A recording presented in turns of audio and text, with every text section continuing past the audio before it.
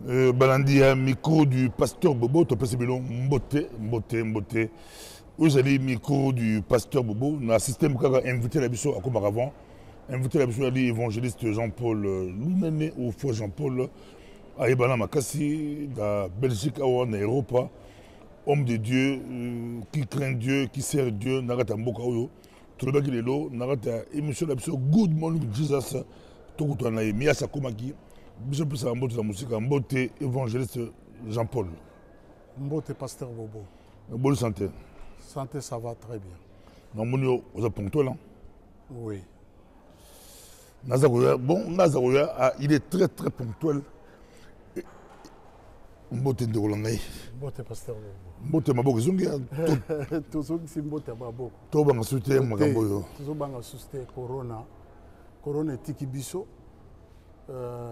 Nalandaki vidéo moko salaki et na évité ce que zalaki révélation aux bonnes de lolobi année oyo et aussi la te corona fait si là et tout le monde a eu corona ici na évité ce que zalaki révélation mais que l'on a le coup toutefois toujours on a le cas de coronavirus avant tout côté Barcelone toujours on a coronavirus et pour ça qui prend là tout le monde tout coup si bande de chrétiens Tobi, Nzamba Souma, Bissot Tobi qui est un peu comme moi, il y a Grèce.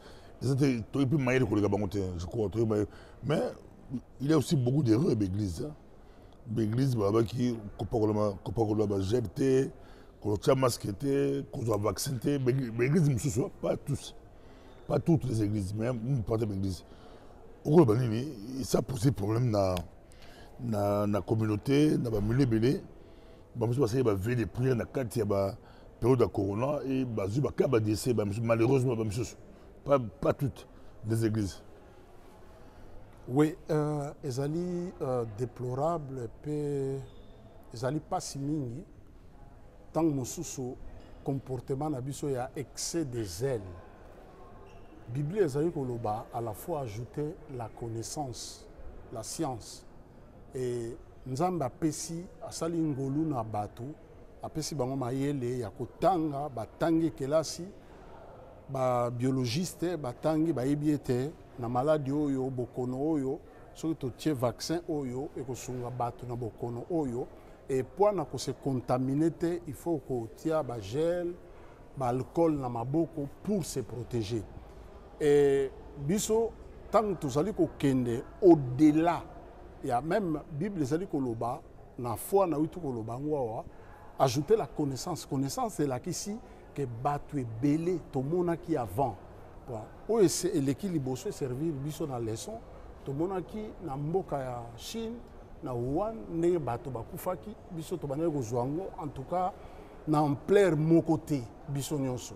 Il y avait certaines personnes, oyo, bakanisa ki eza likambo ya liseki, mais to perdre na basali na nzambe, na bana na nzambe na bandeko na biso ba frères sœurs ba kei na malade wana donc comportement ya koloba ke kozwa vaccin te kosala boyete eza comportement moi je pense ezali irresponsable ya koloba na exhortation na nga moko na sala ki mikolo eleki na lobi na quelques kilomètres ya centrale ya Tchernobyl balobi soki opusani kuna na 5 km soki oza na bainstrument oza na bacombinaison te appropriée pour se protéger okozala radier soki olobi nga na mwana na nzambe radiation ekosala nge eloko moko te okozala radier Frère Jean-Paul namoni obandi ze makambo obandi mwana na ndenge ya moto mais le problème c'est où eza bapasteur to eza bandimi parce que baprophète babeke 666 j'ai des cas, Bandoussou, Bandouabasi, Babakura, Blokola, et bien là-bas, C66, Tozoa, dans Tiamas qui était C66, dans Port-le-Baget était C66. Mais 666, Kolande la Malobananzambe, Pasteur Bobo, je ne pense pas qu'ils allaient vaccin. Ils ont vaccin. Si ça, c'est tout comme un domaine spirituel. La lobby, Bible, même pour vendre, il faut avoir la marque de la bête. Ça n'a rien à voir avec vaccin, rien à voir avec vie oyo tozali boye. Ça n'a rien à voir. On est allé ignorance, il y a biso ebele, place touti tozwi enseignement moko ezalaki enseignement je pense ezalaki des fausses enseignements oyo tozwaki ya koloba j'ai la foi donc excès de zèle ndenge babengaka yango excès de zèle olobi même malade ezali na kolata masque te ozala contaminé. Mais ça obi bafo enseignement au cible balan. Au cible balan. Ba quelle église, quel groupe catholique, non mais c'est eza biso nyonso na kati. Biso ba catholique na ba catholique église de réveil, oui, biso nyonso tozali na kati. Église de délivrance, ba tout ba. Oui, biso nyonso na kati wana parce que Bible ezali koloba mon peuple périt faute de connaissance. Soko ozana Osée 4 verset 6. Si vous avez connaissance au pasteur Bobo au Koufa, on a un exemple de la centrale nucléaire à Tchernobyl. Balobi, à 5 km, il faut avoir une combinaison appropriée. Il y a un lobby au latate parce que aux allez moins en Nzambé, mais pasteur aux allez contaminé. Au cours de la page, il y a Matthieu, Jésus, Satan a fait sur route, Nangombo, Koué, Ange, Barolokotayo, Abenga, Satan, arrière de moi, Satan. Tous ceux qui ont ma soeur, bah sujet belé hein maintenant pour cette fois on bien bon on bien bon on bien polémique ko ba dim bandaka le ba dim bandaka mais ba joro na moni na ba réseaux sociaux fo Jean Paul ozobeta makasi batubaleli babi yo za mutu ba église de réveil oza mutu ba église de réveil toyebi batu ba buko ba dim za ba santo batu banani il y avait des groupes ba buko ba branamistes et les autres yo za ni ba groupe là oza ba église de réveil. Mais ozo buka dime na ndenge ya kosalante elingo bani elingo loba vérité ya maloba na Nzambe maloba o na simbi oyo Bible lobi oyo mokasi maloba o na simbi Bible lobi ezali vérité. Ça n'a rien à voir na groupe moko songolo to groupe moko pakala o ezali maloba na Nzambe. Bible lobi au commencement était la parole. Et la parole était avec Dieu, la parole était Dieu. Et maloba oyo ndeza likolo na biso nyonso. Eza likolo ya peu importe dénomination. Oyo ndeza likolo. Ce qui pasteur ou frère au pekisi bato dim. Au pengui na mise l'église de réveil, d'autres églises ba yo bongizela, au bongizela Nzambe, au rozanga lola, ba musu ba biso so pop ça rappelle dim. On risque ok li fait le pour bongi bon c'est une confusion mon boulot est banti dim ba bi so pesi dim ok li fait le ba pro dim ba le bi so pesi dim te ok li fait le. Ouais, merci beaucoup pasteur Bobo. Awa tozana sentiment te tozana ba opinion ya kosala te eza ni opinion na ngai ni opinion na yo ni opinion ya ba pasteur awa eza maloba na Nzambe qui dit la parole de Dieu. Et là, on dit maloba na Nzambe lobi. Maloba. Tout lobi qui dit la parole de Dieu. Ouais. To koti malamongo dim ini kolobalini. Maloba na. Dim ezanini na maloba na Nzambe. To apota to ka maloba na yote maloba na Nzambe. Ato to tike le temps baza kolanda yo mokili mom. Selon maloba na Nzambe. Bosa mavuni. Selon maloba na Nzambe, Bible ezali koloba dim ezalaki na tango ya mibeko na Mose. Soko tali na livre ya Lévitique au Nazali chapitre 27. Lévitique chapitre 27 Nazali na verset 30. Bible lobi boy. Bible lobi tout dîme de la terre soit des récoltes de la terre, soit des fruits des arbres appartiennent à l'Éternel. C'est une chose consacrée. Bible lobi na biso na Lévitique chapitre 27 na verset 30 na verset 30 na utukotanga Lévitique 27 le verset 30 o na utukotanga balobi yango ezali récolte fruit ya nzete fruit oyo ezalaki bazali kosalela masanga balobi tout ezali appartiennent à l'Éternel. Tout dîme appartient à l'Éternel. Et sikoyo tango toye awa pona kolobela likambo oyo ya dim eloko nalingi naloba esengeli na bandeko oyo bazali kolanda to bakolanda biso na nsima kolandela maloba oyo video oyo ndenge nalobi ezali likambo ya opinion te ezali opinion na ngai te ezali sentiment na ngai te ezali opinion ya pasteur Bobo te ezali opinion ya pas n'importe quel pasteur ni docteur ni prophète ni évangéliste mais ezali maloba na Nzambe elobi nini maloba na Nzambe elobi dimi nyonso oyo ezali récolte appartiennent à l'Éternel. Wana toyuti kotanga verset ya Deutéronome. Et soki toye awa na Lévitique na pardon toyuti kotanga Lévitique toye na Deutéronome chapitre 14 Bible ezali koloba na biso na verset 22. Bible elobi boye. Bible elobi tu lèveras la dîme de tout ce qui produira ta semence, de ce qui produira ton champ chaque année. Eza ngai te, eza maloba na Nzambe. Na verset 23 elobi boye. Et tu mangeras devant l'Éternel ton Dieu dans les lieux qu'il choisira pour y faire résider son nom.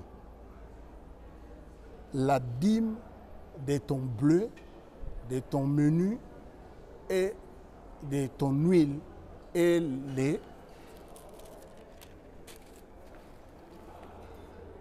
premiers-nés de ton gros et de ton menu bétail, afin que tu apprennes à craindre l'Éternel. Awa, bazali koloba na biso, dîme. Ezali opinion te, ezali sentiment te, ezali maloba na Nzambe elobi nini. Maloba na Nzambe elakisi biso dîme ezalaki récolte, fruit à récolte, bétail na meni, gros bétail na meni bétail oya muki. Nde ezalaki dîme. Mais il faut que pour le continue dans l'Ancien Testament, Ancien Testament. Aux hommes, obi, vous avez posé sur dîme de la dîme. Bané bazar oliango, bazar pesa banani. Pour yo bandiga na ça. Parce que dîme ezalaki. Ya banani. Dîme ezalaki 4 sortes d'abord. Ce qui tolobi, tozonga na ba base o ezali biblique. Parce que awa na likambo etali moko na zomi ndenge babengaka na lingala. Ezali d'abord ezalaki na tango ya mibeko. Et mibeko wana epesamaki epai na Mose. Ezalaki na balewi. Nde bazalaki na mibeko oyo libota oyo Nzambe aponaki atie bango pembeni mpona kosala mosala na kati na temple na ye. Et tomoni awa première dîme ezali parent moto ya loni bilanga na ye abokoli ba meme na ye bantaba na ye Bible elobi na mbula moko parent une fois à okende na Jérusalem place oyo nkolo aponaki po avandisa kombo na ye na Jérusalem a okende kolia yango kuna na Jérusalem. Wana ezali première sorte ya dîme. Ezalaki parent une fois. Et pas chaque mois, pas chaque 3 mois, pas chaque 4 mois, pas chaque mois, mais par an, une fois, à okende dans Jérusalem. Et deuxième, ezalaki, il y a Lévi. Et Nadim, il y a Lévi, différence ezali, balobi, chaque 3 ans. Chaque 3 ans, au Kamata, Mouto Aloni Bilanga, au Azozwa, chaque année, une fois, na chaque 3 ans, à Okamata Dim, à Bimisi, na Libanda, pour na ba lévite. Ba veuve, ba orphelin, na ba étranger. Donc, bateau, bateau, ba ne ko zwa dim, ezali 4 sortes ya dim. D'abord, Mouto Aloni, chaque année, azo kenozwa, kolia dim na ye liboso Nzambe, mbala moko, na mbula moko. Pas chaque mois, mbala moko na mbula moko. Après chaque 3 ans, donc ezali pour na ba lévite, ezali ba veuve, ba étranger, na ba orphelin. Mais comment tu on doit interpréter Malachie 3:10? Malachie 3:10. Autant rapidement. Oui, rapidement, c'est une bonne question. Pour l'église de réveil, oui, parce que fin de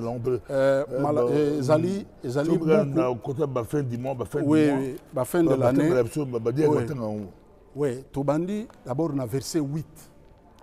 Dans verset 8, il y a Malachie 3, le verset 8, Bible le Bible. Un homme trompe-t-il Dieu? Car vous me trompez. Et vous dites en quoi t'avons-nous trompé? Dans les dîmes et les offrandes. Verset 9.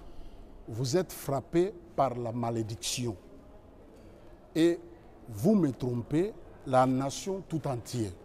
La verset 10. Oyo, bandeko na biso, bakangama na yango pour faire peur na peuple. Awa, soko olandi, Dieu a reproché les Lévites. Oyo bazalaki, bazo que nous récolter dîmes et pas la population. Au lieu de même yango na maison de trésor, na temple, bango bazo que nous liango libanda. Et les sacrificateurs, ils sala na kati ya temple, biloko ya kolia ezalite. Nenkolo, azayi kolobao. Alobi, vous me trompez. Verset 10, verset 10, c'est le Bible. Apportez à la maison du trésor toutes les dîmes, afin qu'il y ait de la nourriture dans ma maison. Mettez-moi de sorte à l'épreuve, si, dit l'Éternel des armées, et vous verrez si je n'ouvrirai pas les écluses des cieux. Awa, toye, dans verset 11, à l'Obiboye. Pour vous, je ramènerai celui qui dévore et il ne détruira pas les fruits de la terre et la vigne ne sera pas stérile dans vos champs, dans vos campagnes, en la version Bazoluba.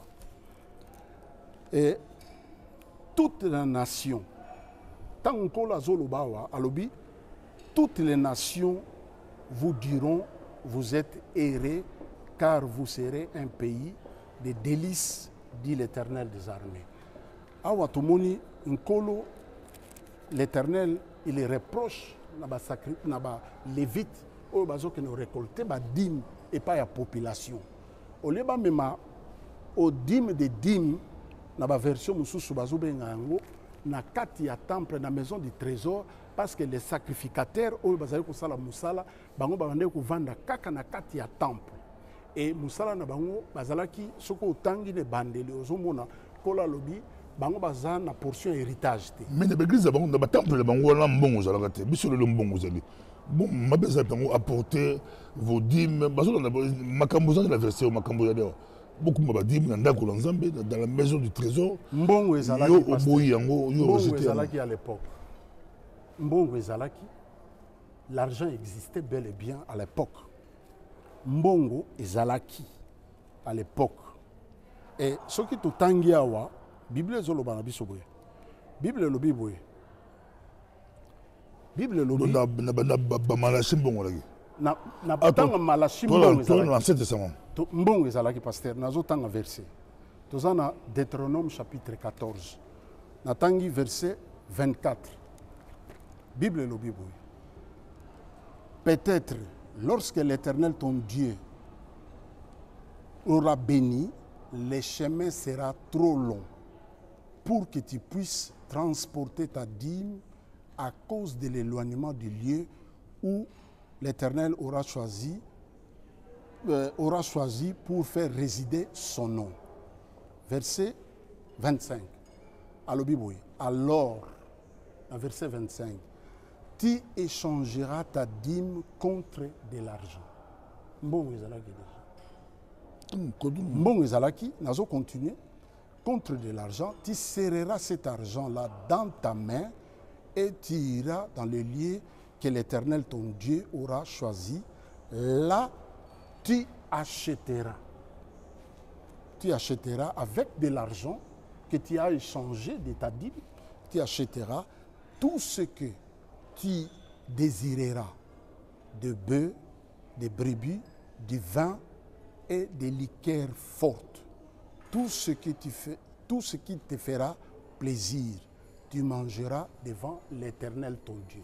Bon, ezalaki à l'époque. On peut se verser qui toko tout ça là yo bali wanda se mo parce que yo boyi bato lelo na kilelo lelo. Bazo ka même principe on a comme ba biloko ba damas azuka ka mbongo yo peut se verser qui toko azum mbongo akumbi l'église ba besoin. Mais parce que dîme d'abord ezalaki mbongo te. Dîme loi soki tolobi to loba to éclaircir maloba na Nzambe loi ezalaki pona ba Yuda yango moni alobi azui Lévi atie ye pembeni pona kosala mosala na temple ezalaki 12 tribus atiki 11 bazui héritage ba portion ya mabele et héritage akamati Lévi atie pembeni pona kosala aza consacré pona mosala na ye et alobi lewi héritage na ye ezali nkolo l'Éternel lui-même et bango bazalaki bato bazali kaka kosala mosala na kati ya temple et soki dîme ezala jamais mbongo dîme ezalaki biloko ya kolia biloko ya komela bible précise yango biloko ya kolia biloko ya komela biloko ya kolia biloko ya komela la dîme n'a jamais été de l'argent jamais bibliquement parlant tout pour ça Jésus na Jésus oui Bible elobi na biso boye liboso ya mboko kende kuna Bible ezoloba na biso na toke na Matthieu 23 parce que ba mingi ba yike ba telemi balobi même Yesu alobaki na Nouveau Testament Yesu alobi likambo ya dîme ko pesa tanga ce verset na pe tanga ce verset tozoya nazoya nalingi natanga na verset moko ya Galates chapitre 4 verset wana zali malamu mingi Galates chapitre 4 le verset 4 Bible elobi boye mais lorsque le temps a été accompli Dieu envoya son fils né d'une femme né sous la loi Galates chapitre 4 le verset 4 né d'une femme né sous la loi Yesu aye abotami na se na mibeko Christ a accompli des guérisons na se ya mibeko Yesu abikisi bato na se na mibeko Bible lobi abotami na mwasi na se na mibeko accompli bikamwa na se na mibeko ndomoni Matthieu toujours Matthieu pardon ezoloba na biso soka abikisi moto na Matthieu chapitre 8 le verset 4, Matthieu chapitre 8, le verset 4, azoloba na biso boye, Yesu alobi boye. 8, le verset 4, alobi boye. Et puis Jésus lui dit, garde-toi, awa bikisi mutu. Garde-toi d'en parler à personne, mais va te montrer au sacrificateur et présente l'offrande que Moïse avait prescrit afin que cela leur serve de témoignage. Yesu abotami na mwasi, abotami na se na mibeko, accomplir mibeko, abikisi bato na mibeko, soki moto abiki, ayebisi kende epai ya ba sacrificateur o se présenter pe o pesa offrande o ezalaki prescrit na loi ya Moïse. Mais sikoyo Yesu accomplir makambo wana nyonso na se na mibeko toye na verset 23 parce que nayokaki ndeko moko atangi yango me ainterprete yango mabe penza mabe akoloba ke dîme ezali lelo oyo parce que Christ lui-même il avait dit ça naza na Matthieu chapitre 23 Nazali na Matthieu chapitre 23, le verset 23. Bible elobi boye. Verset 23 elobi boye. Nazali na Matthieu chapitre 23, le verset 23. Bible elobi boye. Malheur à vous, scribes et pharisiens, hypocrites. Ah, Yesu azoloba. Et il faut tous se rappeler, awa loi ya Moïse ils existaient toujours. Yesu azana se ya mibeko ya Moïse. Alobi boy, malheur à vous scribes les pharisiens, hypocrites, parce que vous payez la dîme de la menthe. Vous payez la dîme de la menthe, de la nette et du cumin, et que vous laissez ce qui est plus important dans la loi, la justice, la miséricorde et la fidélité. C'est cela qu'il fallait pratiquer sans négliger les autres choses. Dans un 23. Awa, na verset ya Galate, Tomoni, Galate Lobi, Christ est né. Lorsque le temps était fixé, Dieu a envoyé son fils, né d'une femme, abotami na sena mibeko. Yesu abotami na sena mibeko.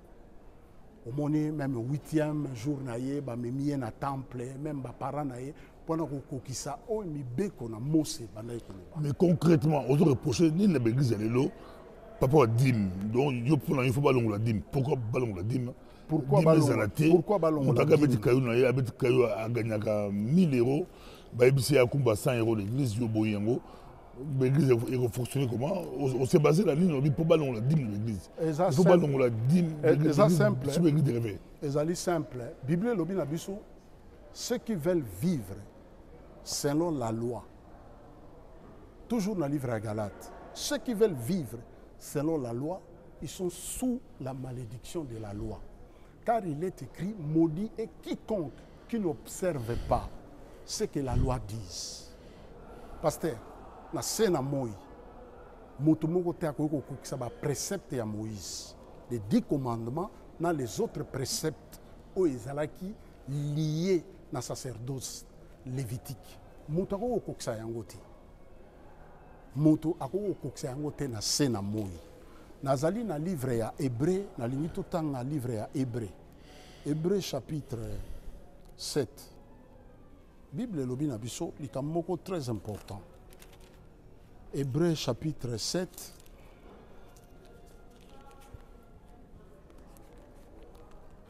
Chapitre 7, nazali awa, na verset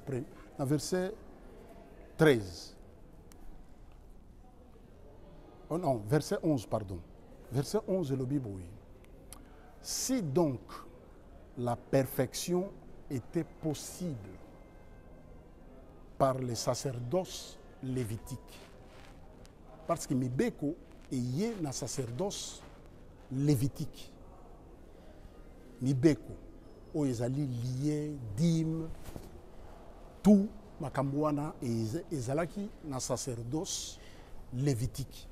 Bible lobi boye na hébreu si la perfection, parce que pourquoi hébreu azali ko loba makamboyo tango ba juif mingi après mort ya Christ ba bongoli mitema na bango mingi bazalaki na tendance ya kozonga na mibeko ya Mose nde bayo koma livre oyo bayo koma livre oyo l'épître aux Hébreux.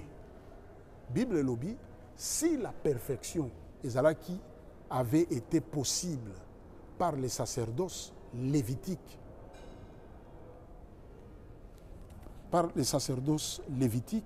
car c'est sur ces sacerdoces que reposait la loi. Oya Mose. Faut Jean-Paul, il y a beaucoup au cas où on peut ça dîme l'église quand pour Tokyo, on sait que on peut ça dîme l'église. Au cas où on peut ça dîme l'église. Nazaré qu'on peut ça dîme. Ah, tu n'as jamais donné la dîme. Na pesa dîme te. Do malachi toi écran de Moïbi. Te. Ozoyiba bon wanzambe. Na pesa dîme te, na kanisi na mémoire na pesa dîme mbalamoko. Vous avez dit que mbalamoko. Mbalamoko. Bon au katari pourquoi? Na katari parce que na yeba ki vérité. Attends, on dit vérité. Quand na suis vérité maloba na Nzambe. Ozonde. Comme méditer maloba na Nzambe. Bible lobi. Ta parole est une lampe à mes pieds, qui éclaire mon sentier. Il envoya sa parole les a guéris. Au commencement était la parole. Na tangi maloba na Nzambe et molimo na Nzambe sosoli singai. parce que Bible ezoloba na biso na Galate ba oyo balingi kovivre na se na mibeko baza na se ya bilakeli mabe ya mibeko. Mais l'église mindele bapesa dîme. Biso l'église ba congolais bolingi dîme te soki ebe compliqué biso ba tout monde ba congolais. Ba église mindele bapesa dîme te l'église ba fanda l'église kitoko moi enveloppe ba koba dîme. Ba église ya mindele rare oyo bapesaka dîme lelo oyo toza na temps ya libéralité. Topesa offrande libéralité Christ alobi comme tu as résolu dans ton cœur pas na contrainte parce que namoni bande comme susu ba kimi ba église parce que chaque fin de mois ba comment même ko benga na koleka na ndako na ya kozwa dîme pasteur to modérateur to maman moi si ya pasteur a benga bandimi na koleka na ya kozwa dîme na ndako o ezali abomination liboso na Nzambe. Parce que mibeko ezalaki na Mose Yesu aye akokisi mibeko et nous sommes plus sous la loi mais nous sommes sous la grâce. Or na grâce Yesu aza dîme na biso et soki toke même parce que tant ekoki kosala biso défaut soki toke tozongi na ebandeli tokomona Abraham apesa dîme ezalaka na loi te. Abraham a donné la dîme avant la loi. Apesa dîme devant Melchisedec auti Lot neve na ya azalaki captif ake abundi a délivré ye abotoli ba roi wana biloko et Abraham aye kopesa dîme ya butin et soko tali la dîme Bible zoloba il donna la dîme de tout et dîme oyo Abraham apesa ezalaki biloko na ye te. Abraham il était riche. Mama moko aotala yo à la Texas abanga na Nzambe akende église chaque dimanche akende ba intercession asela Nzambe apesa la dîme na ye chaque mois na église na bango oyebiseni. Et là, on a vu sa maman Nangaï, il faut ça la choix. Obéir à Dieu et aux hommes.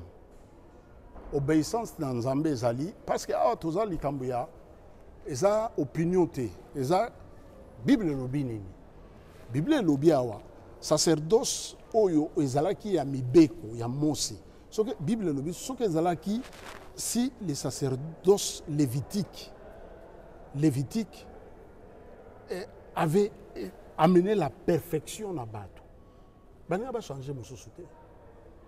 Soyez sacrificateur pour toujours. Parce que ordre Aaron et Sili, mi beko toyebi, mi beko ezalaki, et yé na Mose, et ezalaki lié na sacerdoce lévitique, et sacerdoce lévitique et Sili. Tant que Yesu a koufi na ikulusu, c'est fini. C'est fini.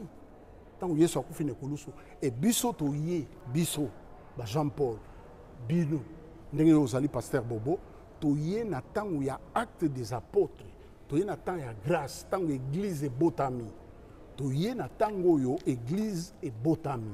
Soki na tant ya mibeko pasteur na ko simba Bible te. Na ko simba Bible te parce que la loi a été donnée par Moïse et zalaki ya ba Yuda biso to zalaki te. Na otiki lo 5 minutes to sur ça mais to sur il y a ma sur dimanche, il y a ma sur aux amis ba dimanche to sur ça. 5 minutes, tala bango bien bali kotala yo. Zela bandeko mingi ba débat où bandi on le au bandi on peut le lutter. Il y a des questions où il fallait répondre, sans répondre à moko mi balé na ba débat au sadi na bandeko. Sans répondre moko mi balé question moko au moment qu'il fallait éclaircir ou bien des arguments de comment il fallait contrer en clairement. Pour débat aussi la peut le lutter. Ce se dit mais ça aura ce sur la mac. Il a compliqué. Mais il faut que j'apprenne le dit, bon, tu comprends ça, dit, l'église bosse la libéralité. Mais c'est Congolais encore libéralité. Congolais encore libéralité. Est-ce que Congolais encore libéralité? Congolais encore libéralité, Maraboye. Aokoka libéralité, soki molimo na Nzambe, ezali na kati ya ensemble. Molimo na Nzambe et ezana ba enseignant ya malamu pona ko lakisa. Oyebi énigme éthiopien azalaki kotanga Mukanda. Philippe a poussé pene atuni est-ce que ozo comprendre makambo zo tanga alobi na comprendre ndenge nini soki ba lakisi ngai te yango eloko na lingi na loba soki ba enseignant bazali pona ko lakisa bana na Nzambe na molimo na Nzambe et convaincre bato ba opesa libéralité to pesi yango tous les jours on le fait. on peut sa libéralité, plus que même un dixième. Nayoki ndeko mosusu alobi, même na époque ya Christ, ce que Christ a rappelé qui Matthieu chapitre 23, le verset 23, a rappelé les pharisiens, parce que Christ même, wana kufite, azalaki na sena bibeko ya Mose. C'est pourquoi il les a rappelés à l'obi, vous donnez, vous faites bien, vous donnez la dîme de kim, de ça, vous faites bien, mais bozo tika o eza plus important, ils allaient miséricorde, justice, o lelo tozo mona yango. So to ke na livre ya Malachie chapitre 2, to mona nkolo azo reprocher ba sacrificateur, ba lévite pardon, que ba veuve bazalaki abandonné, batu bazalaki abandonné. Mais si ko lelo yo tant kolo azo reprocher ba sali na ye na sacerdoce o eza lévitique ya Moïse, ba sali na Nzambe lelo yo yeso sa kufi rideau à temple et fongwami o ebana o kabola liesse na lie très saint et fongwami tozana libre accès lobi ezalaki kaka Aaron na libota na ye le lévite o bazali ko sa musa na Nzambe lelo ya bengi biso ba gentil ba païen to koti na vision oyo Pierre amonaki na balcon amoni miselekete ba nyoka banini nkolo yebisi tu et mange. Pierre alobi depuis notre enfance on n'a jamais nkolo alobi ne comment tu peux déclarer impur ce que moi j'ai déclaré pire. Donc biso tozalaki mabota oyo tobenga makite ya okota kosala mosala na Nzambe tobenga makite parce que selon la loi seul les lévites nde baza na droit. Et lelo peut dire mango toujours pratiquer en mabe parce que toujours en chaque mois et toujours en plus bon toujours en chaque mois toujours en bon dîme bibliquement parlant n'a jamais été de l'argent. Dîme ezala biloko akolia fruits ya récolte ya cume eza ba huile ezali ba raisin ou bazo sala ba liqueur forte nde ezala ki dîme tout d'abord un dixième à kenango na Jérusalem. Mais lelo yo tokendaka nango na Jérusalem te toujours peut ça dîme na Bruxelles, toujours peut ça dîme na Anvers, toujours peut ça dîme partout na Belgique, partout dans le monde, mais pas na Jérusalem. Or selon la loi, faut toke na Jérusalem. Et moi peut toke na Jérusalem te parce que temple ezali sous-souté. Parce que Christ a lobaki, il ne restera pas pierre sur pierre qu'il soit renversé. Plusieurs décennies, le temple n'existait pas. Le temple n'existait pas et lelo tozana temps ya grâce. Grâce c'est ni kolobanini tokoki lisusu kozonga te. Nasia pasteur osuki sanangai devant ba chrétien na otala bino na ebisa bino chrétien moko oyo aza sincère na ye moko abanda ko pesa dîme na ye pendant des années oyo amona mbongo etonda ye na ndako po Bible lobi na Malachie 3 verset 10 mettez-moi de sorte à l'épreuve si je n'ouvrirai pas les écluses des cieux.